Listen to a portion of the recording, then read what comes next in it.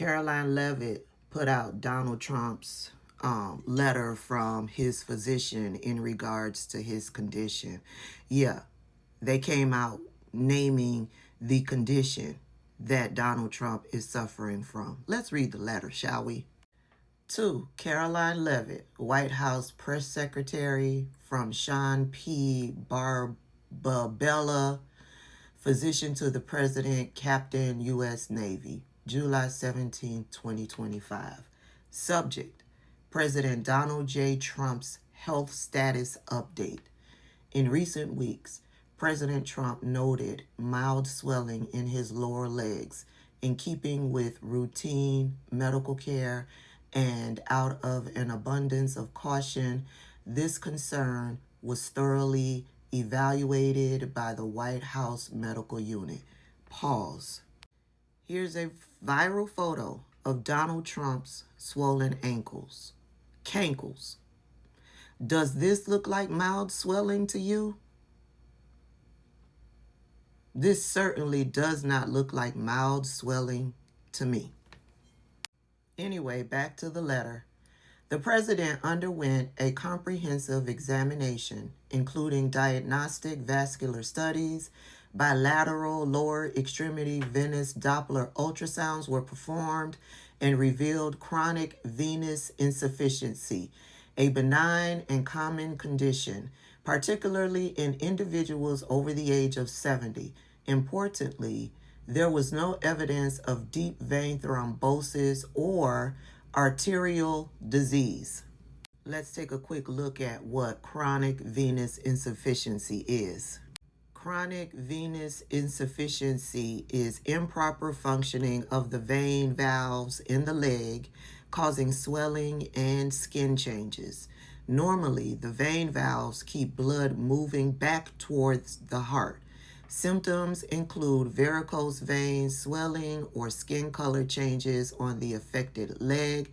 If the condition progresses, leg ulcers can form. Treatment includes compression stockings, elevating the legs, and moisturizing the skin to prevent cracks. In some cases, surgery may be needed to improve blood flow. That's from the Mayo Clinic. Back to the letter. Laboratory testing included a complete blood count, comprehensive metabolic panel, coagulation profile, D-dimer, B-type, natriuretic peptide, and cardiac biomarkers. All results were within normal limits.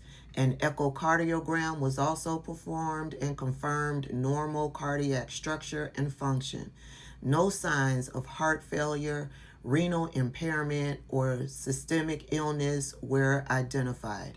Additionally, recent photos of the president have shown minor bruising on the back of his hand. This is consistent with minor soft tissue irritation from frequent handshaking and the use of aspirin, which is taken as part of a standard cardiovascular prevention regimen. This is a well-known and benign side effect of aspirin therapy. In summary, President Trump remains in excellent health. In summary, President Trump remains in excellent health while telling us he's suffering from a condition. And we can literally see he's overweight. He's not active in any kind of way. He is sedentary. His ankles are 3 times the normal size of an ankle of a grown man. But in summary, President Trump remains in excellent health. Meanwhile, we're seeing symptoms of dementia, possibly Alzheimer's.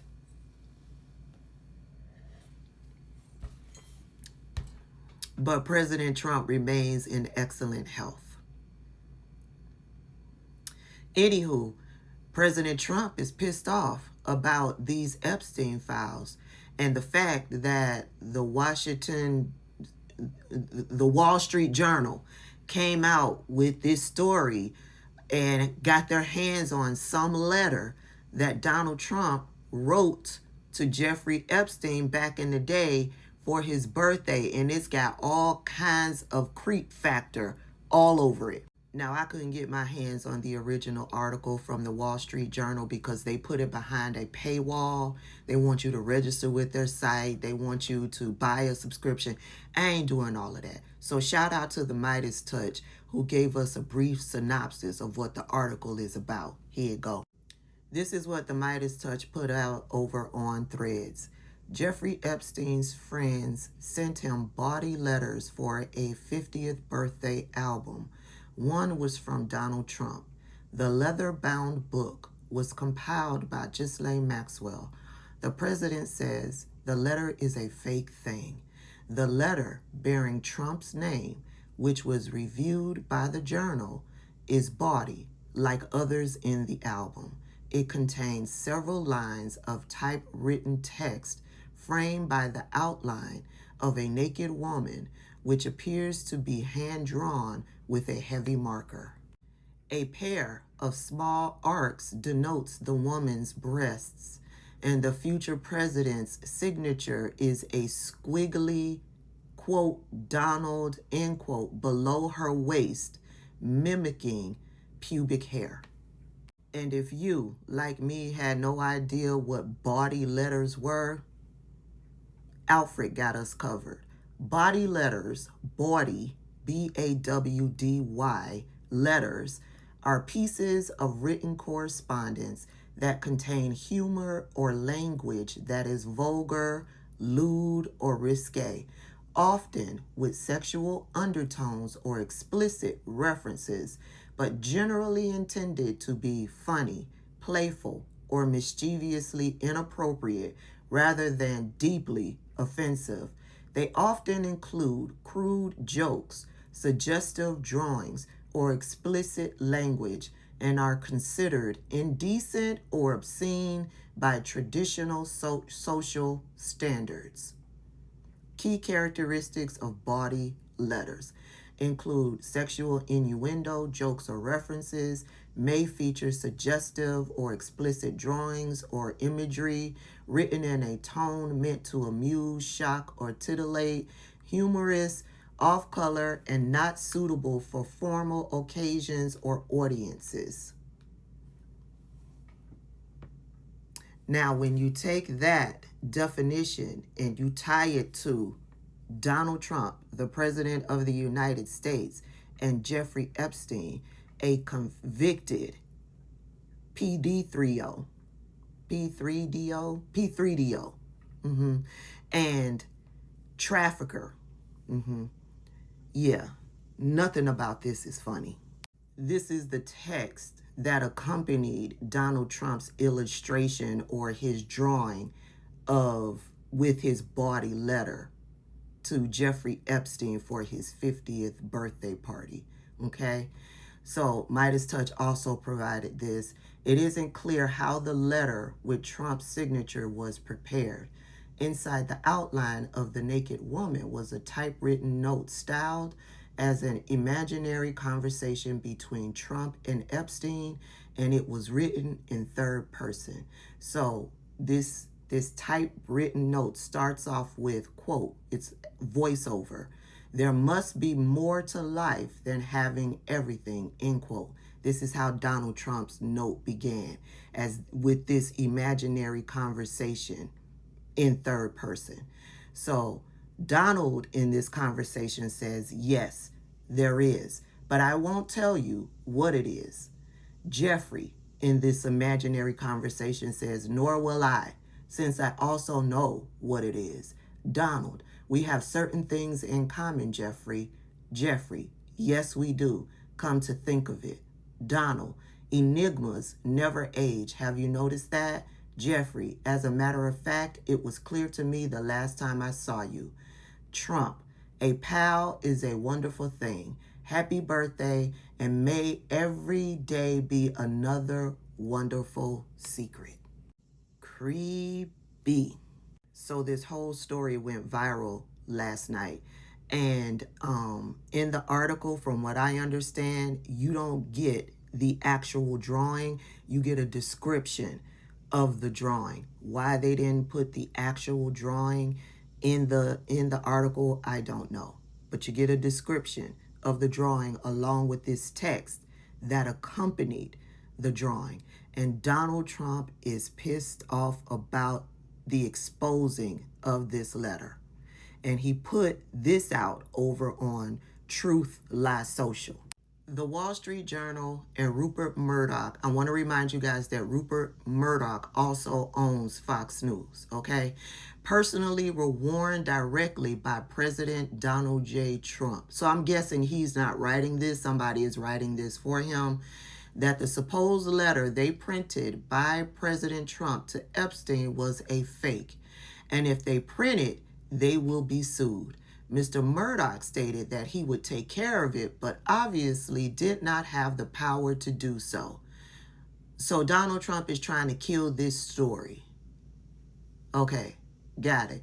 The editor of the Wall Street Journal, Emma Tucker, was told directly by Caroline Leavitt and by President Trump that the letter was a fake. But Emma Tucker didn't want to hear that. Instead, they are going with a false, malicious, and defamatory story anyway.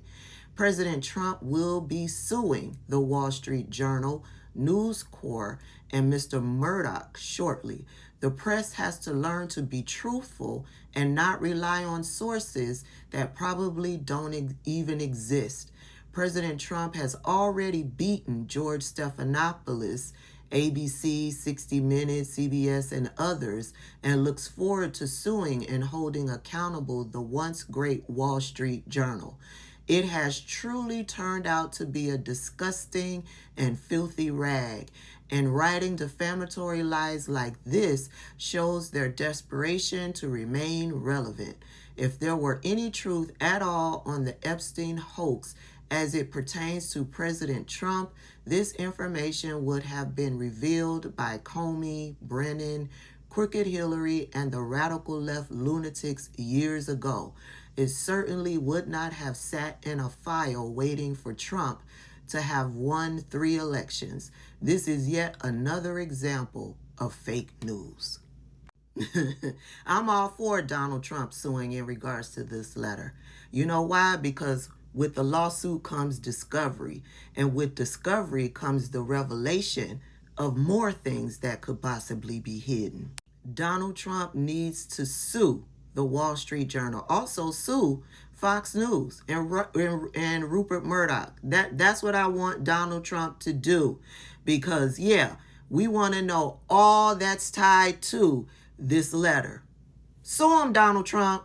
But listen, once the Wall Street Journal dropped that article, oh, slithering, sneaky, shady J.D. Vance added on to it. I see you, J.D. Vance. This is what J.D. Vance put out there on Twitter. J.D. Vance retweeted someone else's tweet talking about the news article from the Wall Street Journal, and he captioned it with, "Forgive my language, but this story is complete and utter bullshit.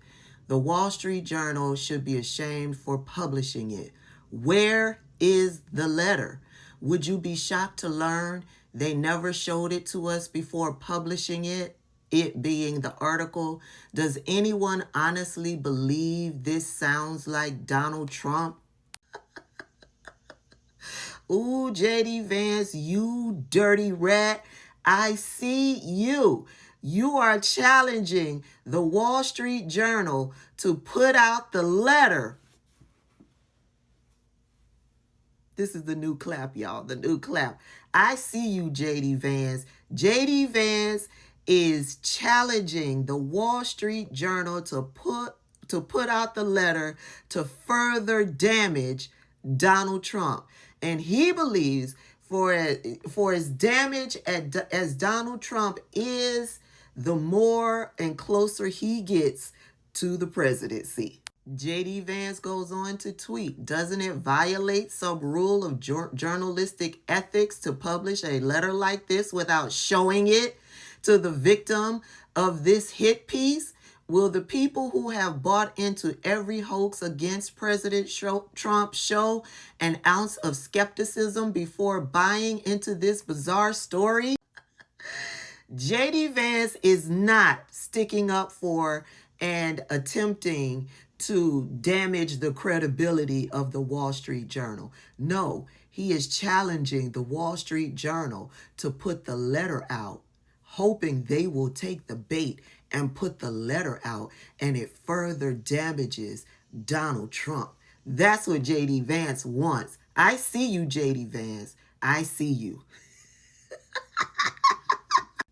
Will the MAGA nuts fall for JD Vance's sneaky, underhanded tactic and demand the Wall Street Journal put the letter out? Is all of this a distraction? Absolutely it is. And may the distraction continue. Because for as long as Donald Trump and the fascist Republican Party are on defense, defending themselves from protecting a possible known P3DO, keeping them talking about this and focused on this and dealing with this, it keeps them from focused on other things, the nefarious things that they are trying to do behind the scenes. Now, some of that stuff will get done. It will get done. But those are the consequences of an election. Yep. When you put a fascist dictator in the office, expect fascist dictator things to happen. But Why don't Donald Trump just release the files? Release the files and let everybody make a determination on whether or not it's a hoax. But he won't do that. He won't do that.